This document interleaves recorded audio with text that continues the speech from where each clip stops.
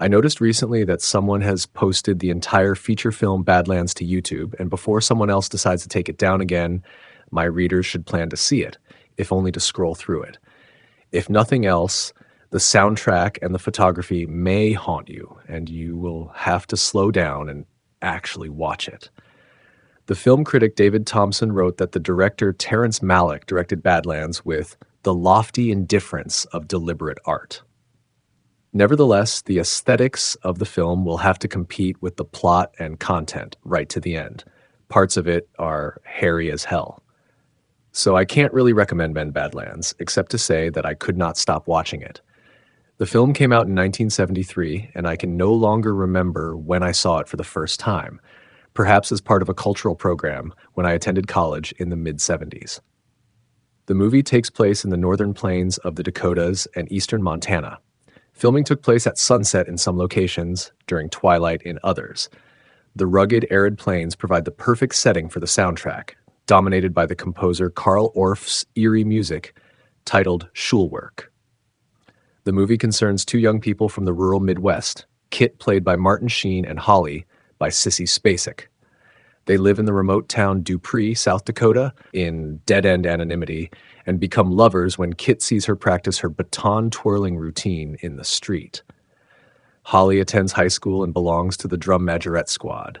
She is sweet and loyal, but sort of vacuous, and hangs on to Kit, who drifts from one dangerous, violent confrontation to another.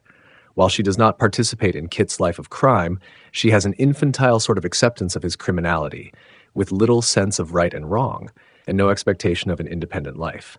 She tags along like a child, tolerates their endless life on the run, and keeps up a sort of running commentary on their activities, in an unspontaneous voiceover, never bothering to understand them personally.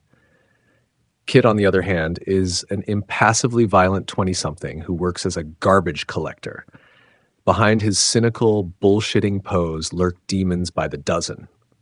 He practices violence glibly, as if he cannot access anger or grief over his actions.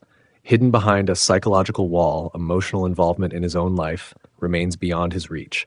He obviously has problems behind that blank, undirected surliness. Problems he cannot resolve except with a firearm. Sheen has to inhabit Kit's emotionally blocked personal space and antisocial mindset. Sheen has admitted that the intensity of the role caused him to flip out a little. He had to dwell in the mindset of Kit, a sociopath, a man with a half-full psyche and no organized moral stance.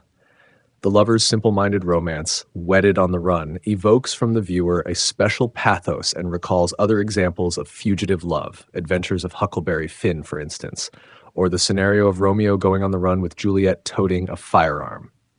The violence of the story contrasts eerily with these young lovers inhabiting the virgin scenery of the northern plains. Kit and Holly flee various agencies of law enforcement across the remote, semi-arid countryside of eastern Montana, leading into southern Saskatchewan. Kit keeps killing people with blank, surly disregard. The haunting landscapes lit by the sun or the moon haunt the viewer, commenting mutely on how little their beauty can influence Kit.